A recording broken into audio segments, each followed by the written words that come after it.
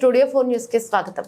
విజయనగరం జిల్లా దత్తిరాజేరు మండలం కోమటిపల్లిలో తెలుగుదేశం జనసేన విస్తృత స్థాయి సమావేశం నిర్వహించారు. ఈ సందర్భంగా తెలుగుదేశం ఎమ్మెల్యే అభ్యర్థి కొండపల్లి శ్రీనివాస్ మాట్లాడుతూ రాజశేఖర రెడ్డి హయాంలో తోటపల్లి కాలువ నీరు రావడానికి మానాపురం సంత తోటలో శిలాఫలకం వేయడం జరిగిందని, ఇప్పటికీ ఆ పనులు పూర్తి కాలేదని, అంతేకాకుండా ఈ వైసీపీ ప్రభుత్వంలో చదువుకునే యువతకు ఉద్యోగాలు ఏం లేక చేయాలో తెలియని అయోమయ స్థితిలో యువత ఉందని అన్నారు. ఈ చేతగాని వైసీపీ ప్రభుత్వాన్ని ఇంటికి పంపించే సమయం ఆసన్నమైందని, ప్రతి ఒక్కరు గ్రామాల్లో సైనికుల పనిచేసి తెలుగుదేశం పార్టీ అభ్యర్థిగా నిలబడిన తనను అత్యధిక మెజార్టీతో గెలిపించాలని కోరారు. సమావేశంలో జనసేన గజపతి నగరం మరియు ఇన్ఛార్జ్ మర్రాపు సురేష్, సీనియర్ నాయకులు కొండపల్లి కొండలరావు, ఎస్సీసీఎల్ అధ్యక్షుడు ఆధాడ మోహన్ రావు, దత్తిరాజేరు మండలానికి చెందిన తెలుగుదేశం పార్టీ ముఖ్య నాయకులు, కార్యకర్తలు, ప్రజలు అధిక సంఖ్యలో పాల్గొన్నారు.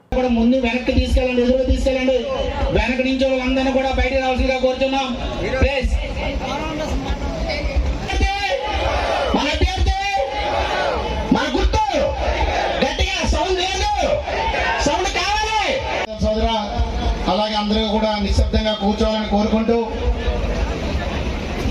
నువ్వు మాయలోడివే జగను, నువ్వు మాట తప్పావు జగను, నీకు పోయే కాలం జగను, 2 నెలలు ఉందిరా జగను, పోవాలి జగను, నువ్వు పోతావు జగను, పోవాలి జగను, దిగిపోతావు జగను.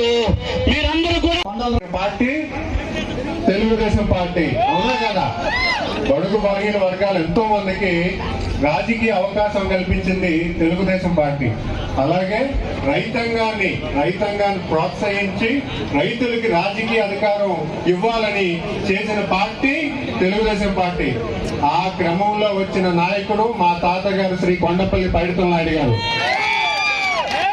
ఆయన రైతు కూలి, ఆయన జీవితం మొదలుపెట్టినప్పుడు ఒక సాధారణమైన రైతు కూలి, అంటే రైతు కూలీగా పనిచేస్తూ ఆయనకి 60 ఏళ్ళ ఏటి నాటికి వచ్చేసరికి ఒక ఆర్థిక స్థితిగతి వచ్చి తెలుగుదేశం పార్టీ అప్పుడే అధ్యక్షులైనటువంటి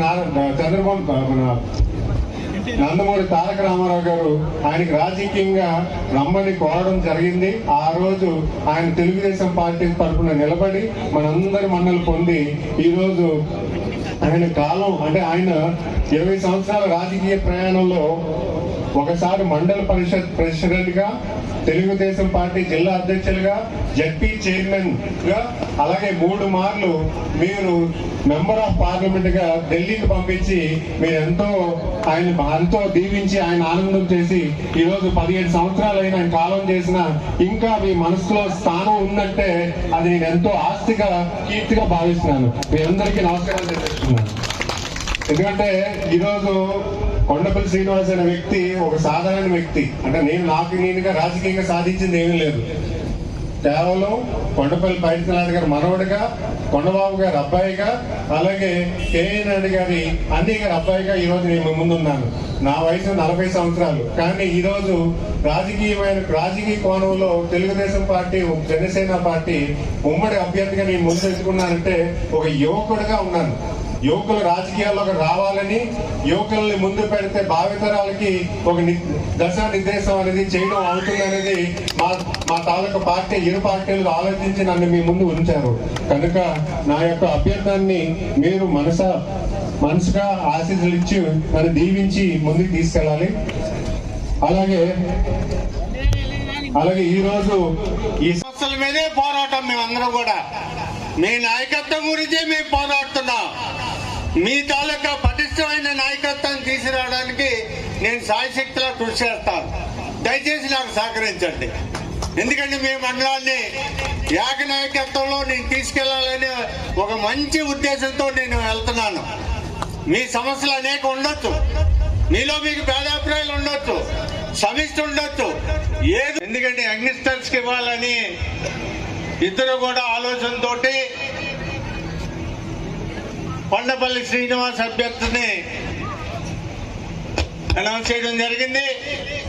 అలాగనే వేదిక మీద ఉన్న పెద్దలకు, ఈరోజు ఈ కార్యక్రమానికి విచ్చేసిన పత్రికా సోదరులకు, మండలంలో గల పెద్దలకు, మహిళలకు, యువతకు, జనసేన కార్యకర్తలందరికీ పేరు పేరున నా నమస్కారాలు తెలియజేస్తున్నా.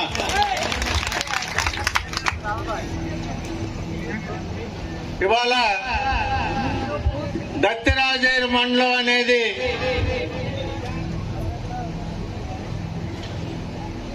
వైసీపీకి కంచుకోటట అని ఆ పార్టీ వాళ్ళు చెప్పుకుంటున్నారు. ఏమిటి కంచుకోట? ఎందుకంటే 14 ఎన్నికలు నేను చేశా. ఆ రోజు 14 ఎన్నికల్లో 10,000 మెజార్టీ వస్తుందంటే 1800లకు వచ్చి ఆగింది. ఆ రోజు 14 ఎన్నికల్లో. ఆ రోజుకి ఈ రోజుకి సుమారు 10 సంవత్సరాలు అయింది. ఎవరు మంచి చేశారు, చెడు చేశారు అనేది ప్రజలందరికీ తెలుసు. అయితే మనకున్న సమస్యల్లా ఎంపీపీలు చేసుకుంటున్నాం, ఎంపీటీసీలు గెలుచుకుంటున్నాం, జడ్పీటీసీ ఓడించాం మన పార్టీ నుంచి. అదే పెద్ద సమస్య ఇక్కడ. ఏక నాయకత్వం అనేది అవసరం ఇక్కడ. ఇవాళ దయచేసి చెప్తున్నాను,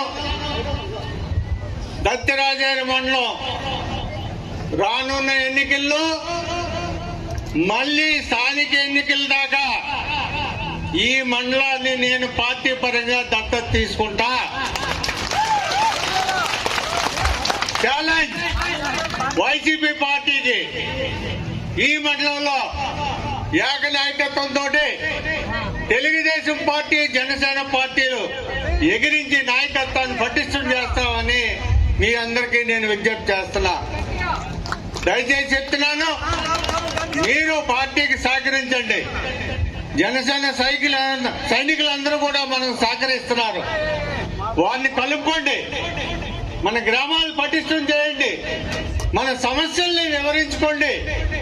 మీరందరూ కలిసికట్టుగా పార్టీని నడిపిస్తే ఇవాళ మన అభ్యర్థి ఇవాళ వాళ్ళకి 75% కాదు, వాళ్ళకి 25% వైసీపీకి, మనకి 75% వస్తుంది. ఇక్కడ మీ తాలూకా బలవాన్ని నిరూపించుకోవాల్సిన అవసరం ఉందని మీ అందరికీ నేను విజ్ఞప్తి చేస్తున్నా.